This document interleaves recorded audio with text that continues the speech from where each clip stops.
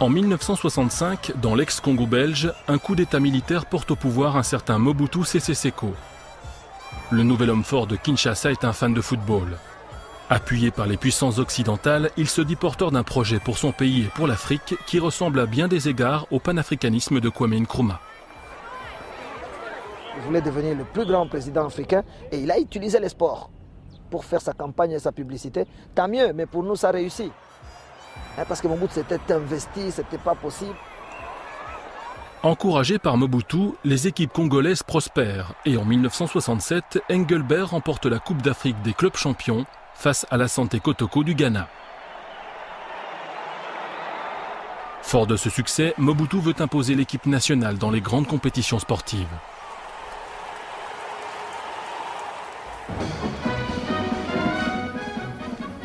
When the Leopards raced onto the field to win the final of the Africa Cup of the Nations in the presence of the Emperor of Ethiopia in Addis Ababa, the Congolese 11 had already chalked up 3 brilliant victories in a row in this marathon competition.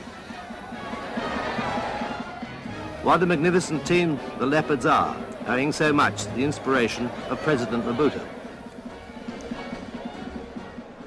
3 ans après son arrivée au pouvoir, Mobutu voit son investissement dans l'équipe des Léopards récompensé par une victoire à l'arraché en 1968 contre les Black Stars du Ghana. Mais ce n'est qu'à la 66e minute que le winning goal est arrivé. Ça veut dire sur une passe d'un adversaire, j'ai amorti et j'ai fait un but. Alors c'était une fierté à ce moment-là. Kala la contrôle, tire et c'est le but. But donc et joli but de Kalala. The Egyptian referee blew the whistle for full time. The Congo team was new champion of Africa. Les joueurs et leurs mentors goûtèrent avec délectation les joies de la victoire. Mobutu y voyait la preuve de sa vocation naturelle à être le leader de l'Afrique issue de l'indépendance.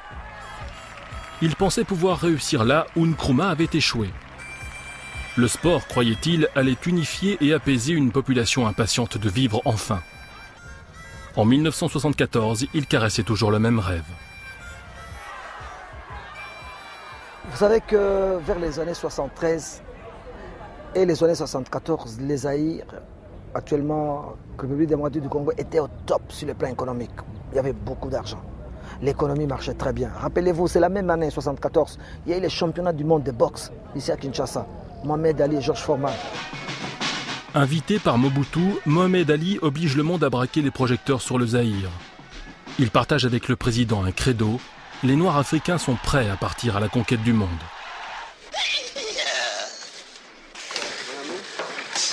Fight in Africa because I'm fighting in my homeland.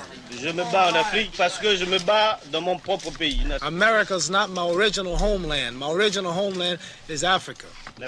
C'est la même année que la RDC a gagné la Coupe des Nations en Égypte, a gagné la Coupe, est allé à la Coupe du Monde. Donc c'était une année formidable. Notre succès de l'équipe nationale dans les années 74, c'était dû à quoi? C'était dû à la préparation. On s'est préparé longuement. Vous voyez ce que ça a donné comme résultat. Après la Coupe d'Afrique des Nations de football, on est sorti champion d'Afrique, médaille d'or. À leur arrivée à l'aéroport de Kinshasa, les Léopards sont accueillis par une foule en liesse. Les Zaïrois, privés de tout modèle fédérateur pendant l'époque coloniale, ont enfin des héros auxquels ils peuvent s'identifier. Donc cette année-là, nous étions gâtés. On était champion d'Afrique et on est allé représenter l'Afrique à la Coupe du Monde. Quoi sans une grande motivation, mais ils ne pouvaient pas avoir l'illusion aussi de se dire nous allons à la Coupe du Monde pour gagner, non. Parce qu'au départ, ils se disent ah, il y a le Brésil, bon, il y a l'Allemagne. Les gens avaient tellement peur de ces équipes-là. Bon, ils ont dit non, écoute, on va y aller, on va jouer, mais je crois on leur avait demandé de ne pas être ridicule. Probablement inquiètes, les autorités zaïroises envoient en Allemagne une sélection plutôt insolite. Sur décision des autorités, on a sélectionné tous les féticheurs de province. Les meilleurs féticheurs sont arrivés à Kinshasa, ils étaient dans l'avion, ils sont partis en Allemagne. Je les ai vus arriver avec des types qui trimballaient toutes sortes de choses. Des sacs, des herbes, des tas de trucs qui dégageaient des parfums bizarres. Il leur disait « Tiens, mange ça !» ou encore « Va au cimetière et fais telle ou telle chose, rapporte-moi un os humain !» N'importe quoi. Porteurs des espoirs de l'Afrique et des ambitions de leur président, les Zaïrois abordent leur premier match contre l'Écosse avec la ferme intention de ne pas se laisser ridiculiser. On a très bien joué parce qu'en arrivant en Allemagne, on nous a promis de toucher les primes de participation après les premiers matchs contre l'Écosse. On a très bien joué contre eux parce que l'entraîneur de l'Écosse nous avait promis de nous battre à 11-0. On a joué, on a perdu 2-0. C'était ça. J'étais très content vraiment. Mais au sein de l'équipe du Zaïre, la joie fait bientôt place à la colère, car les primes promises ne sont finalement pas versées. Oui, parce qu'on était sûr après le match de l'Écosse, on pouvait toucher notre prime de participation. Mais la veille du match, on nous a promis qu'il n'y a rien. Alors il y a eu les problèmes d'argent, toujours, les équipes africaines. Il y a eu la prime de la FIFA. Bon, les joueurs à l'hôtel, ils ont appris que on avait donné beaucoup d'argent pour eux.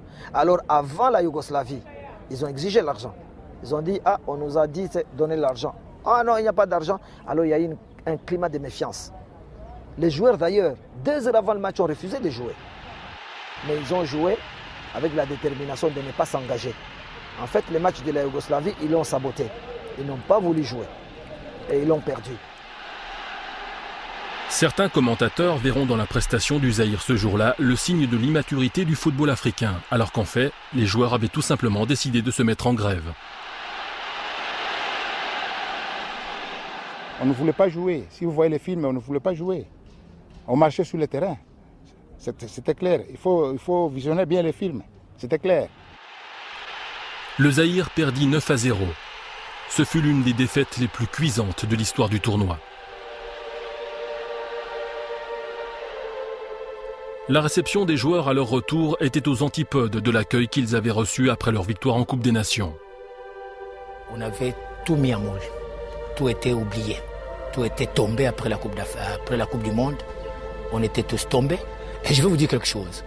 Nous sommes revenus de la Coupe du Monde. On n'a même pas trouvé l'accueil. Au retour, on n'a pas trouvé l'accueil. Personne à l'aéroport.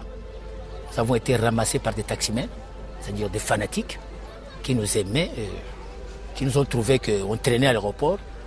Vous voyez, c'est cette réserve-là qui nous a été réservée.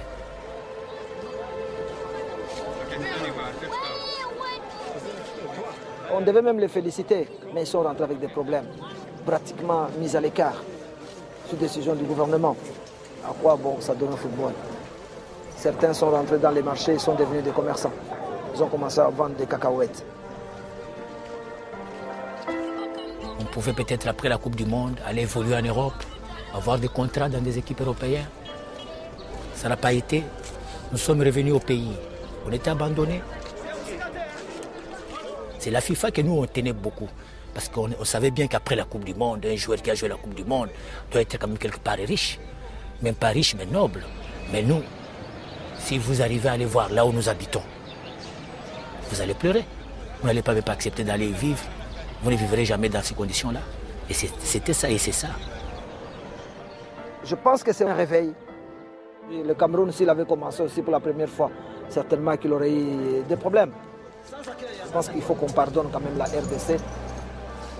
Mais c'était une équipe sans expérience internationale, sans le niveau international, qui est tombée dans la cour de grands. Mais nous étions les premiers, nous étions les sacrifiés, mais nous avons ouvert la voie pour le continent africain, je crois.